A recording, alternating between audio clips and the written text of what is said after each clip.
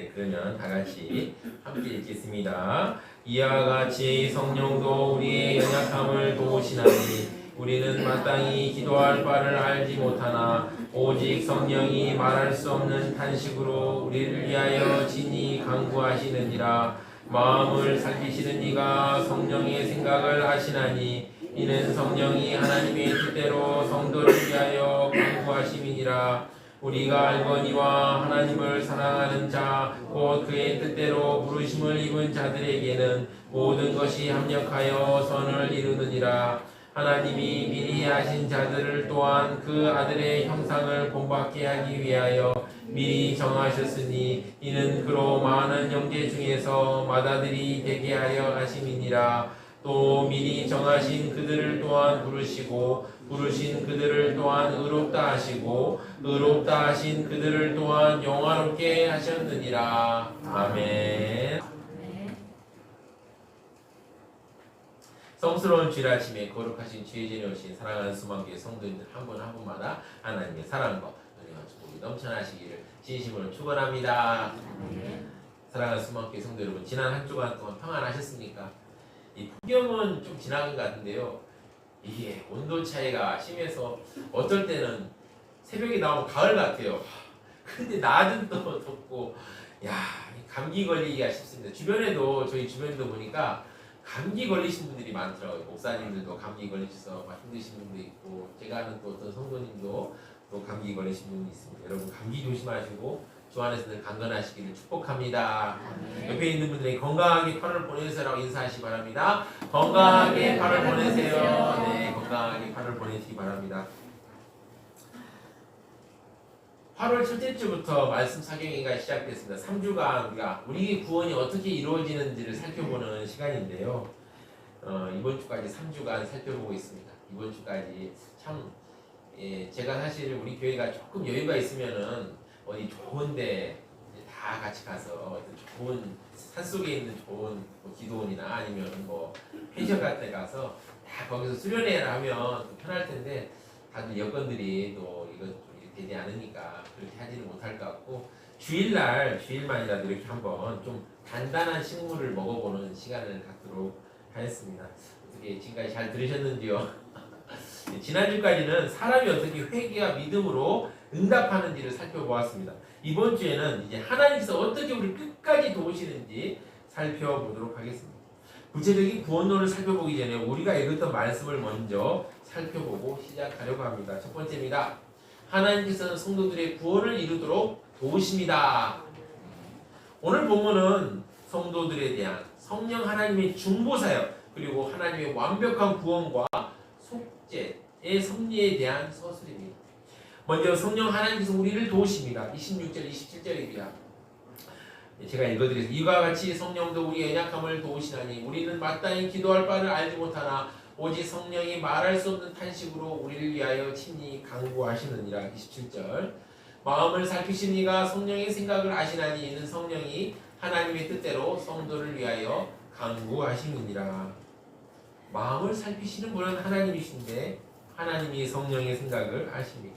여러분, 인간의 지각은 한계가 있죠. 제가 시력이 나쁜 편도 아니고 좋은 편도 아닙니다. 아직까지 안경은 안 썼으니까 그렇게 막 나쁘다고 볼 수는 없겠죠. 그런데요, 저 멀리에서 어떤 사람이 오면 저 사람이 누군가 헷갈릴 때가 있습니다. 가끔 제가 아는 사람인데 저 멀리서 오면 내가 아는 사람이 맞나 아닌가 궁금합니다. 그래서 다 가죠. 다 가서 보면은 내가 아는 사람이면 반갑게 인사합니다. 인간의 지각이라는 건 한계가 있죠. 청력도 그렇고 또 촉각도 그렇고 후각도 마찬가지고 한계가 있습니다. 그래서 인간의 조사나 탐구는 얼마든지 부정확할 수 있습니다. 그러나 하나님은 시간과 공간을 초월하여서 존재하시기 때문에 언제나 정확하고 완전하게 아십니다. 성령 하나님께서는 하나님의 뜻을 완전히 아십니다. 성령께서 우리의 연약함을 아시고 하나님의 뜻에 따라서 우리를 위하여 간구하십니다. 그리고 마침내 하나님께서 우리 삶에 일어난 모든 일을 사용하셔서 마침내 우리를 그리스도의 형상을 닮아가게 합니다. 여러분, 기도는 우리의 신앙생활에서 참 중요합니다. 그런데요, 이 기도가 참 쉽지 않습니다. 정말 쉽지 않습니다. 열을 좀 받잖아요. 우리가 좀 갑자기 밖에서 안 좋은 일 열받으면요 기도하잖아요. 안 됩니다. 기도가 안 돼요. 또 누구하고 싸움을 하잖아요. 그럼 싸움에도 기도가 안 됩니다. 또 스트레스 받죠. 스트레스 받을 때도 너무 스트레스 받아도 기도가 안 됩니다. 또 피곤하면 어떨까요? 또 피곤해도 기도가 안 됩니다. 왜 기도가 쉽지 않을까요? 제 경험에 비추어 볼 때도 기도는 정말 어려운 일입니다. 제가 아는 어떤 목사님께서 이런 말씀을 하시더라고요. 성도님들께 막 여러 가지 일들을 시켜봤대요. 그럼 밤을 새더라도 일을 막 거뜬히 해내신다고 하더라고요. 주보를 만드는 일, 드라마를 준비하는 일, 무대를 만드는 일, 청소하고 음식을 만드는 일, 막 이런 거 시키면 막 밤새도록 끝도 없이 하는데 자기가 지켜보니까 아니 기도하라고 딱 하면은 아니 1시간 아니 15분도 넘기지 못하는 분들이 많다고 합니다. 여러분 예수님의 제자들도 마찬가지였죠.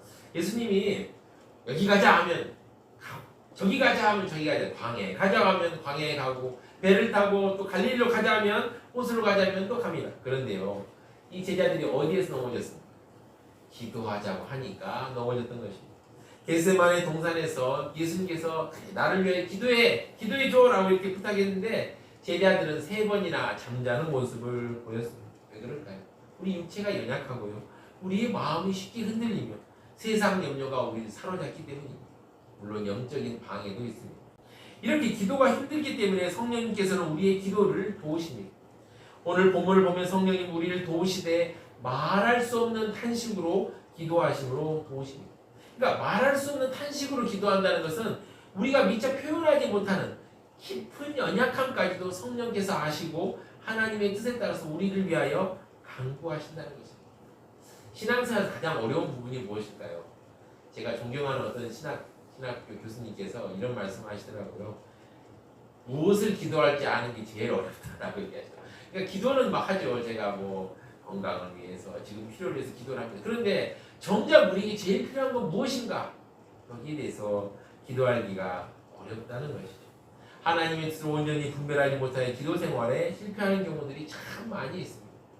그래서 제가 존경하는 신학 교수님은 그러시더라고요.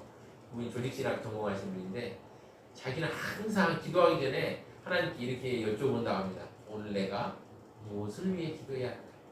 무엇을 위해 기도해야 할까요? 먼저 여쭤본다고 합니다. 그런데 우리 안에 계신 성령님은 하나님의 뜻이 무엇인지 알고 하나님의 뜻대로 우리를 위하여 간구하십니다.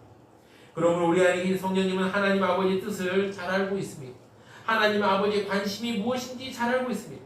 그렇기 때문에 우리를 위하여 기도하실 때 하나님의 뜻을 따라 간구하십니다. 우리가 인생을, 저는 이제 우리 귀한 성도님들보다 인생의 연차가 짧기 때문에 잘 모릅니다만 우리 성도님들 보시면 그런 경우 있지 않습니까? 옆에서 보면 아이 저 사람이 저걸 해야 되는데 저것만 풀어지면 제 인생이 풀어질 텐데 라고 생각하실 때가 참 많으시죠. 저도 그럴 때가 있습니다. 그래서 우리가 어쨌든 하나님의 뜻대로 기도하기를 간구해야 됩니다. 그런데 우리의 힘만으로는 어렵습니다. 그래서 하나님께서 성령님을 통하여서 우리의 연약함을 도우시며 우리 안에서 구원의 일을 계속 이루어 가십니다. 그렇다면 하나님께서는 언제까지 성도들을 도우실까요? 우리 성도님들을 도우실까요? 두 번째입니다. 하나님께서 성도들을 끝까지 도우십니다. 28절입니다. 우리가 알거니와 하나님을 사랑하는 자, 곧 그의 뜻대로 부르심을 입은 자들에게는 모든 것이 합력하여 선을 이루느니라. 쉽게 말씀드리면 하나님께서는 자신이 사랑하고 부르신 성도의 삶에 일어난 모든 일을 사용하셔서 마침내 구원의 목적을 이루어 가신다는 것입니다. 그러므로 고난도 하나님의 손밖에 있는 것이 아닙니다. 우리가 성도로 살아가다 보면 뜻하지 않게 고난을 당할 때가 있죠. 하나님께서는 이런 고난을 사용해서라도 우리를 최종적으로 구원에 이르게 하실 수 있습니다. 하나님께서는 우리 한 사람 한 사람이 어떤 사람인지 아십니다. 가끔요, 저도 보면 제가 어떤 사람인지 가끔 헷갈릴 때가 있습니다. 그만큼 스스로를 잘 모른다는 거겠죠. 저도 제 아내하고 벌써 이제 7, 8년 가까이 사는데 가끔 보면 제가 모르는 모습이 갑자기 튀어나올 때가 있습니다. 아직도 이 사람을 내가 모르나? 이런 생각이 들 때가 있죠. 우리 성도님도 그렇지 않습니까?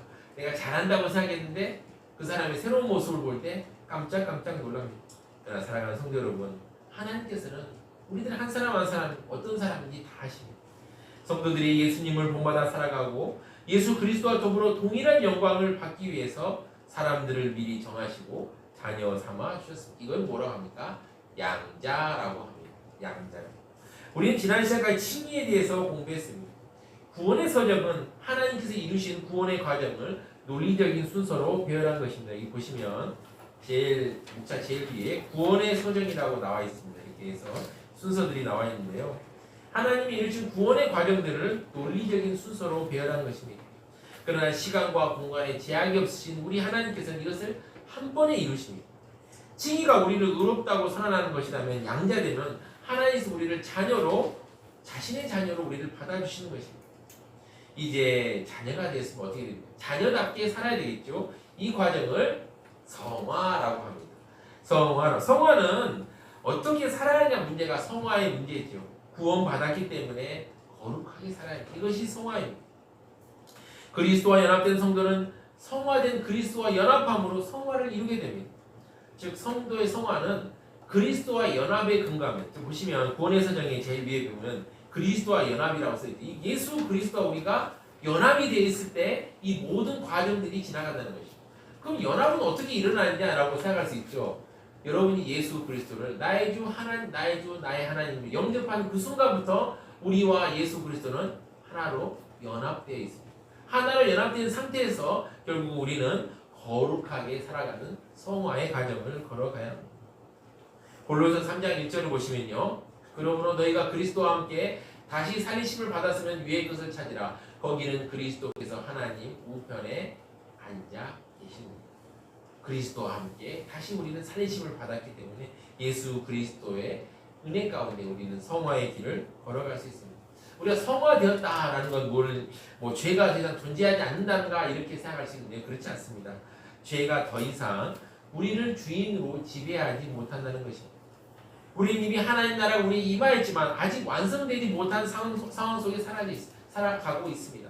우리는 이미 거룩하게 되었지만 아직 완전히 거룩해진 것은 아닙니다. 성화도 마찬가지입니다. 성화도 이미 일어난 확정적 성화가 있습니다. 즉 믿음으로 그리스도와 연합됨으로 우리가 예수 그리스도의 죽으신 사건에 동참할 뿐만 아니라 그 결과를 누리게 되었다고 성경은 밝히고 있습니다. 로마서 6장 6절을 보시면 제가 읽어드리겠습니다. 우리가 알거니와 우리의 옛사람이 예수와 함께 십자가에 못 박힌 것은 죄의 몸이 죽어 다시는 우리가 죄에게 종노릇 하지 아니하려 함이니 확정적 성화에서 우리가 우선적으로 생각되는 죽음, 즉 죄에 대해서 죽었다는 것은 우리 안에 더 이상 죄가 없다는 말이 아닙니다. 여전히 우리 안에는 죄성이 남아있고 또 죽을 때까지 남아있을 것입니다. 그러나 죄성은 남아있지만 죄의 지배는 더 이상 없다는 것이죠. 남아있는 죄의 유혹에 대해서 이제 성령의 도우심으로 극복할 수 있게 되었습니다. 또 한편 우리가 아직 이루어야 될 점진적 성화가 있습니다. 점진적 성화죠. 즉 확정적 성화가 있고 또 점진적인 성화가 있습니다. 점진적 성화라는 것은 그리스도 안에 있는 사람은 점진적으로 또는 지속적으로 성화를 이룬다는 사실과 그러므로 성화를 이루어감을 말합니다. 왜 그럴까요? 아직도 우리 안에는 죄성이 남아있습니다. 아직도 우리 안에는 옛사람이 남아있습니다. 종말론적인 관점에서 우리는 그리스도로 안에서 거룩한 자로 구별되었었지만 이제 아직 삶 속에서는 계속해서 거룩함을 이루어 나가야 합니다.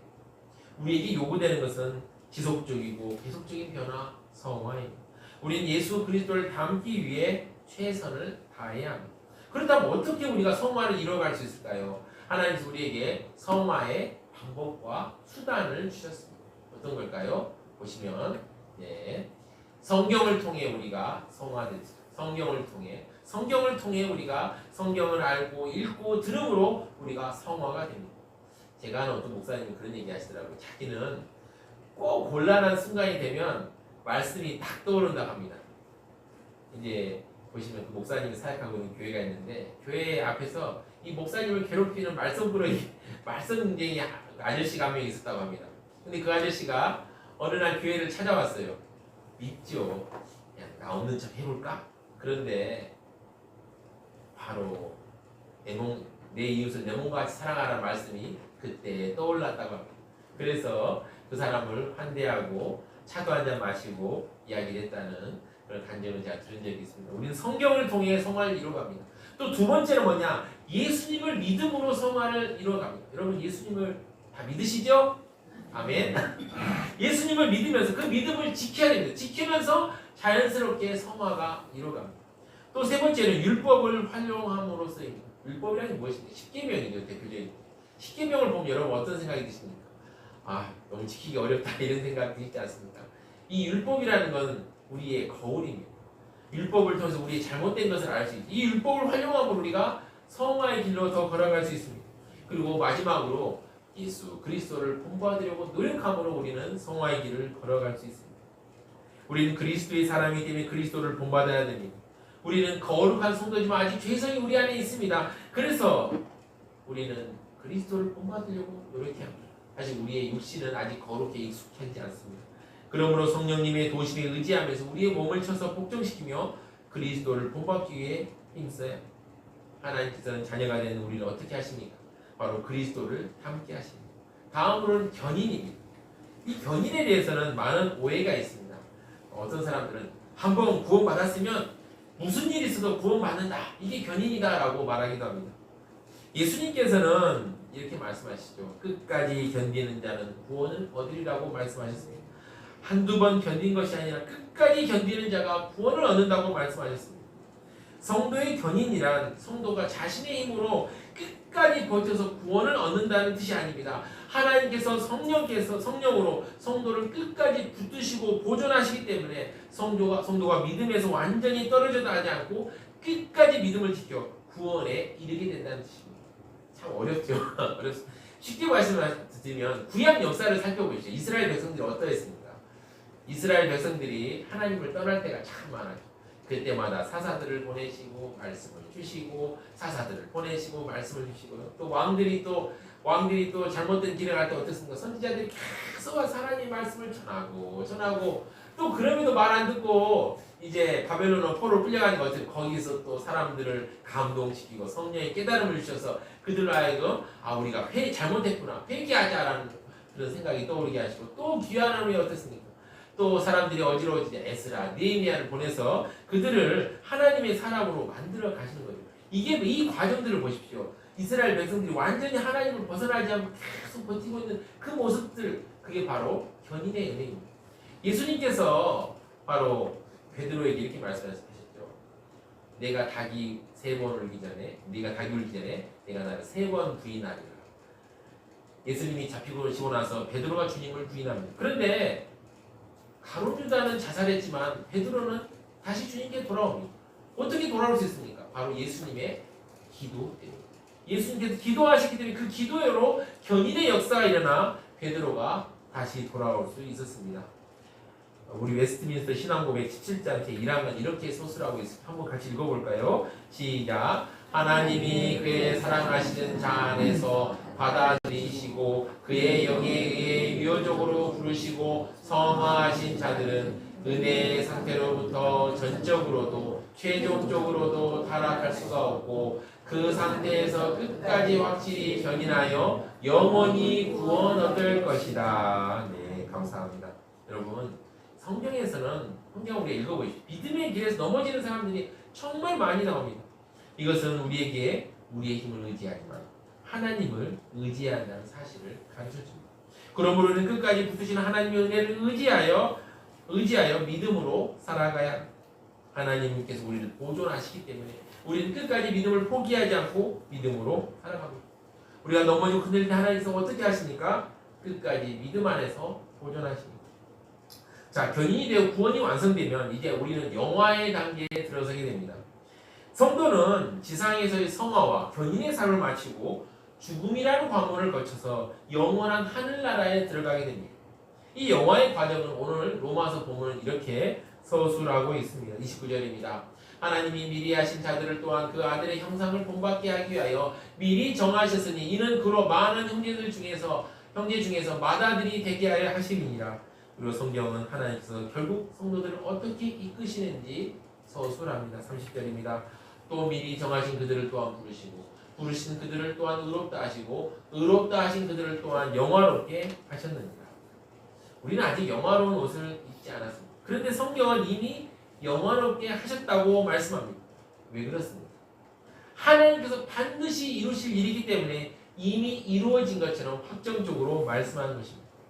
지금 우리는 성화의 과정 가운데 있지만 하나님께서 시작하신 구원은 마지막 날 반드시 영화로 완성됩니다.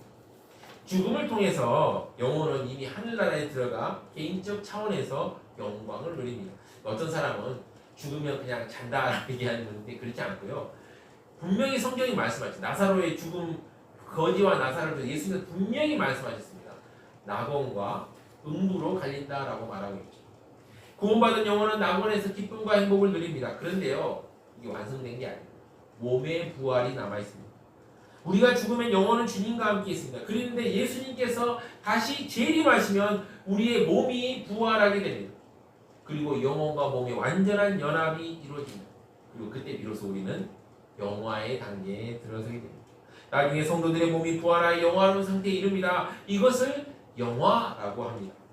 하나님께서 하나님의 구원 계획은 택하신 자들이 아들의 형상을 담게 하는 데 있습니다. 하나님의 영광이 아들의 영광을 통해 드러나며 성도의 영화는 아들의 영광 속에 있습니다. 맏아들과 많은 형제들과의 관계가 그렇습니다. 그러니까 하나님께서는 예수님을 맏아들로 삼으시고 또 우리가 그의 형제처럼 살기를 원했던 것이죠. 영화의 단계는 예수 그리스도께서 재림하실 때 죽었던 성도들의 몸이 부활하며 영혼과 연합하는 사건을 통해 완성됩니다. 하나님께서 우리를 어디까지 데려가십니까? 마침내 완전한 영광에 이르게 하십니다. 하나님께서 인도하시는 완전한 영광에 이르게 하심을 생각해 우리 찬양 하나 했으면 좋겠는데요. 찬송가 492장 잠시상이 내가 살면 찬양하시겠습니다. 박수를 찬양하겠습니다.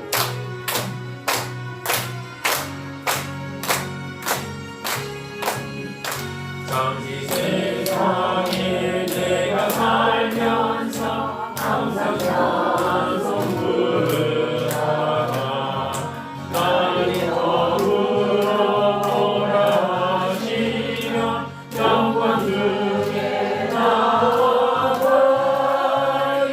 열린 정금은 내가 들어 세상 짐을 내려놓고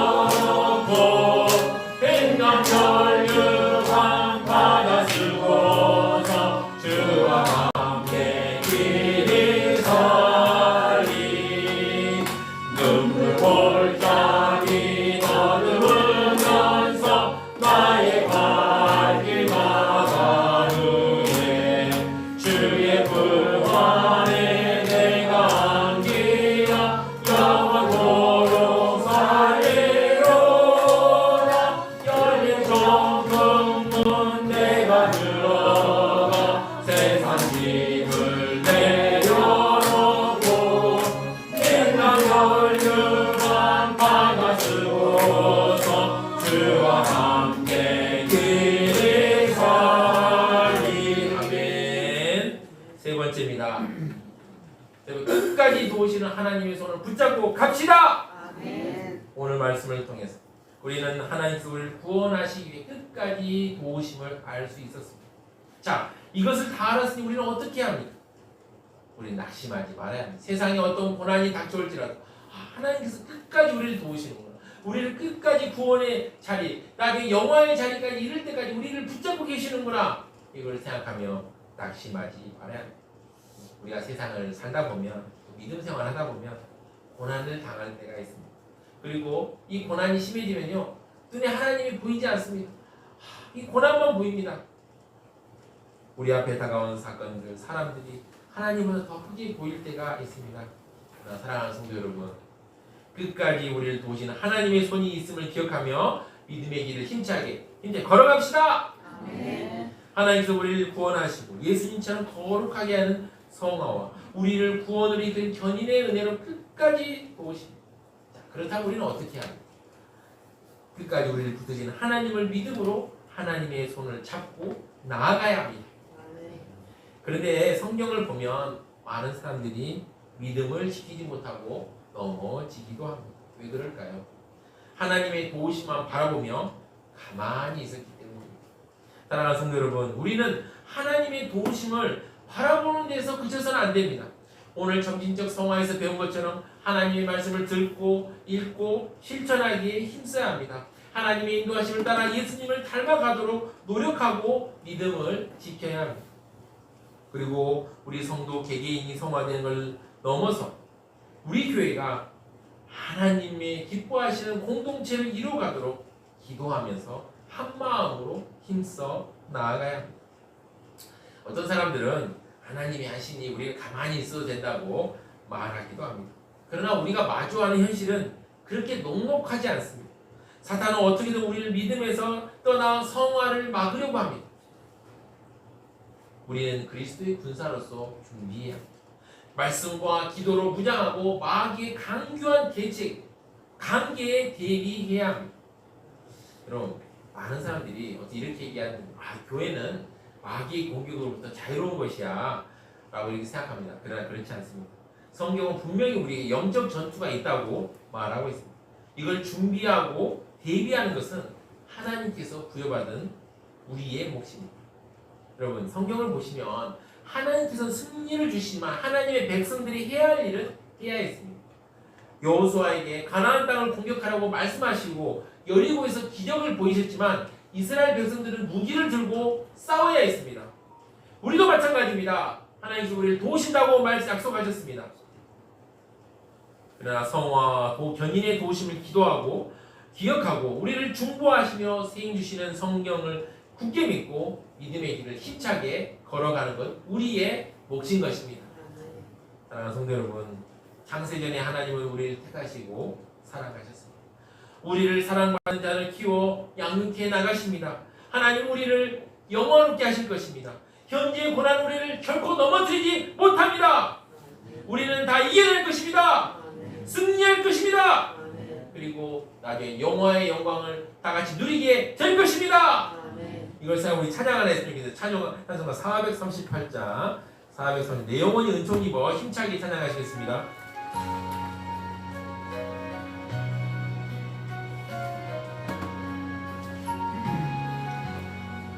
내 영혼이 은총 입어 주만 죄짐 벗고 보니 슬픈 많은 이 세상도 천국으로 와구나. 할렐루야 찬양하세. 내 모든 죄 사함받고 주 예수와 동행하니 그 어디나 하늘나라. 주의 얼굴 뵙기 전에 멀리 뵈던 하늘나라 내 맘속에 이뤄지니 날로 가깝구나. 할렐루야 찬양하세. 내 모든 죄 사함받고 주 예수와 동행하니 그 어디나 하늘나라.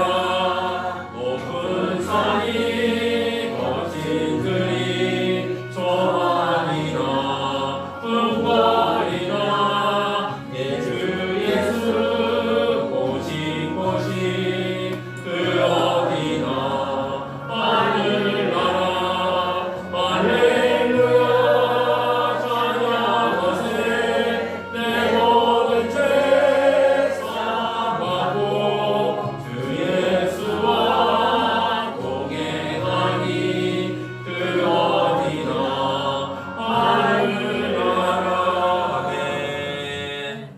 아멘. 사랑하는 수목교회 성도 여러분, 우리의 연약함을 누구보다 더 잘 알고 계시기에 우리를 도와주시기 위해서 보혜사 성령님께서 우리 가운데 찾아오셨습니다. 그리고 하나님께서 우리를 계속 도우십니다. 하나님의 도우심을 믿고 오늘도 한 주도 믿음의 싸움을 잘 싸웁시다. 기도 말씀으로 무장하고 예수님 믿음으로 끝까지 나아갑시다. 현재의 고난은 아무리 극심하다 할지라도 우리를 넘어질 수 없습니다. 이미 승리를 보장받았기 때문입니다. 장차 우리에 나타날 영광을 바라보면서 현재의 고난을 믿음으로 극복하시고 날마다 하나님을 신뢰하며 담대하게 믿음의 길을 걸어가시기를 바랍니다. 아멘. 오늘도 우리를 붙드시는 하나님의 손을 의지하여 믿음으로 걸어갑시다. 하나님께서 우리를 도우시는 손길을 받았고 믿음으로 걸어가는 사랑하는 수많은 가족들 되시길 진심으로 축원합니다. 오늘 말씀을 사용 두 가지 기도 제목으로 통성기도 하고 합심기도 하도록 하겠습니다. 첫 번째 기도 제목입니다. 우리를 끝까지 붙드시는 하나님의 은혜를 믿고 낙심하지 않도록 우리 기도하겠습니다. 주여 주님 붙잡아 주시고 함께하여 주시옵소서. 아버지 우리를 끝까지 붙드시는 하나님의 은혜를 믿고 낙심하지 않도록 붙들어 주시옵소서. 우리 마음 가운데 아버지 우리 눈앞에 보이는 아버지 상황들 가운데 아버지 우리가 넘어지고 낙심하는 아버지 연약함이 있었음을 고백합니다. 주여 붙들어 주시고 아버지 예수님을 믿고 하나님의 은혜를 믿고 아버지 끝까지 그 믿음으로 아버지 우리의 아버지 앞에 보이는 환경들을 아버지 이겨낼 수 있는 우리 사랑하는 세소망의 가족들 될 수 있도록 주여 붙잡아 주시옵소서. 아버지 각자가 자마다 여러 가지 아버지 장애물이 있고 시험이 있고 아버지여 도전들이 있습니다. 주여 붙잡아 주시고 함께 해주셔서 하나님의 은혜를 믿고 아버지 내 힘으로 하지 않고 하나님의 은혜를 믿으며 끝까지 나아갈 수 있도록 붙잡아 주시옵소서. 또 두 번째 기도 제목입니다. 하나님께서 우리를 그리스도의 형상으로 빚어가심을 기억하며 거룩한 삶을 살아가도록 주여 보내주고 힘차게 기도하시겠습니다. 주여 주님 은혜 감사합니다. 하나님께서 우리를 그리스도의 형상으로 아버지와 빚어가심을 기억하게 하셨소. 아버지 붙들어 주시고 붙잡아 주시고 함께하여 주시옵소서. 아버지께서 우리를 그리스도의 형상으로 아버지 빚어가심을 아버지 우리가 깨닫게 하시고 아버지 날마다 아버지 육신의 삶이 아니라 거룩한 삶 예수님을 닮아가는 거룩한 삶을 살아갈 수 있도록 우리의 발걸음을 인도하여 주시옵소서. 우리가 연약함이 있었음을 고백합니다. 주여 붙들어 주시고 아버지 함께하여 주시옵소서. 아버지 은혜 내려주시고 아버지 같이하여 주시옵소서. 사랑과 은혜가 풍성하신 하나님 아버지 오늘도 말씀을 통하여 우리의 구원이 우리의 힘이나 공로로 이루어지는 것이 아니라 처음부터 마지막까지 하나님의 은혜로 이루어진다는 사실을 깨닫게 하시니 감사합니다. 하나님 아버지 우리를 의롭다 하시고 하나님 자녀로 삼아주신 은혜를 감사드립니다. 우리가 아직 부족하고 죄의 유혹 가운데서 살아가지만 성령님의 도우심을 의지하며 날마다 그리스도를 닮아가게 하여 주시옵소서. 우리의 힘으로 구원을 완성하는 건 아니지만 끝까지 우리도 믿음을 잃지 않고 나아가도록 우리의 발걸음에 힘을 더하여 주시고 우리 마음이 약해지지 않도록 몸과 마음을 강하게 붙잡아 주시옵소서. 사랑하는 성도들의 가정과 삶 가운데 모든 어려움을 아시는 줄 믿습니다. 질병을 고통받는 분들에게 힘을 주시고 마음의 무거운 짐을 지고 사랑하는 성도들에게 위로하여 주시며 앞길을 알지 못해 염려하는 성도들에게 하나님의 선하신 인도하심을 경험하게 하옵소서. 현재 고난만 바라보지 말고 장차 우리의 나타날 영광을 바라보게 하시며 마지막 날 우리를 영원롭게 하시는 하나님의 약속을 붙들고 끝까지 믿음의 길을 걸어가게 하옵소서. 지난 3주 동안 구원의 은혜를 배우게 하신 것을 감사드립니다. 배운 말씀을 지식으로만 간직하지 않고 우리의 믿음과 삶 가운데 굳게 세워 주시옵소서. 이 모든 말씀 우리 주 예수 그리스도의 이름으로 간절히 기도드리옵나이다. 아멘.